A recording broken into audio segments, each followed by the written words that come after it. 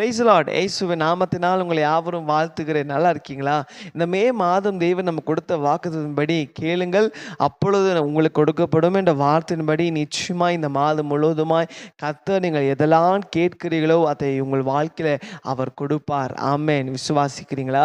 நேற்று தினத்தில் இயேசப்பா நம்மோட பேசினார்ல, மேலும் நீங்கள் ஜெபத்தில் விசுவாசம் உள்ளவர்களாய் எதெல்லாம் கேட்டுக்கொள்கிறீர்களோ அதை உங்களுக்கு செய்வேன் என்று நான் விசுவாசிக்கிறேன். நேற்று தினத்தில் யாரெல்லாம் நீங்கள் விசுவாசமாக ஜெபிச்சிங்களோ நிச்சயமாக உங்கள் வாழ்க்கையில் ஆண்டவர் பெரிய காரியங்களை செய்தார் என்று. ஆமென்.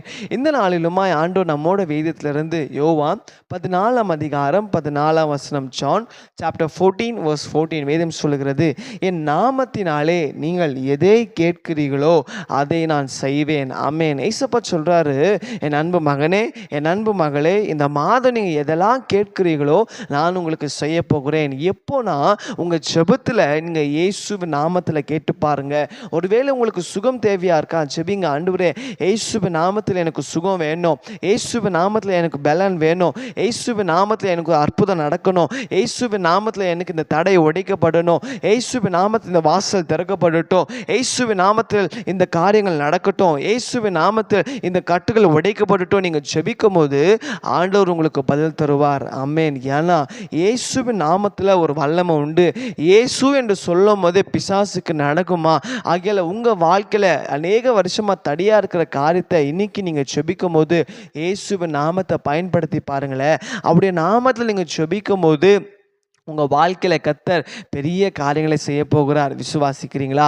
இந்த நாளுக்கு நீங்கள் எப்போல்லாம் நீங்கள் ஜெபிக்கிறீங்களோ உங்கள் வாழ்க்கையில் எந்த தடையாக இருக்கலாம், இல்லை போராட்டமாக இருக்கலாம், பிரச்சனையாக இருக்கலாம், எது இருந்தாலும் உங்களுக்கு ஒரு விடுதலை தேவையாக இருக்கும் போது நீங்கள் இயேசுவின் நாமத்தில் ஜெபிச்சு பாருங்களேன். கர்த்தர் உங்கள் வாழ்க்கையில் பெரிய காரியங்களை செய்ய போகிறார். ஜெபிக்கலாமா? பாருங்கள், நீங்கள் ஜெபம் முடிக்கும் போது கூட இயேசுவின் நாமத்தில் நான் ஜெபிக்கிறேன், இயேசுவின் நாமத்தில் நான் கேட்கிறேன்னு சொல்லும் போது கர்த்தர் நிச்சயமாய் அந்த நாமத்தில் வல்லம் உண்டு. அவர் உங்கள் வாழ்க்கையில் அற்புதங்களை செய்வார். ஜெபிக்கலாமா? ஆண்டவரே, இதோ இந்த காலை வேளையில் நீர் எங்களோட பேசுகிற வாக்குத்தத்துக்காக நன்றி அப்பா. ஆண்டவரே அப்பா, இயேசுப்பா, உங்கள் நாமத்தை உயர்த்தி யாரெல்லாம் எந்த காரியத்துக்காக ஜெபிக்கிறாங்களோ இயேசுவின் நாமத்தில் அவங்க வாழ்க்கையில் அற்புதங்கள் நடக்கபடியாக நாங்கள் ஜெபிக்கிறேன் அப்பா.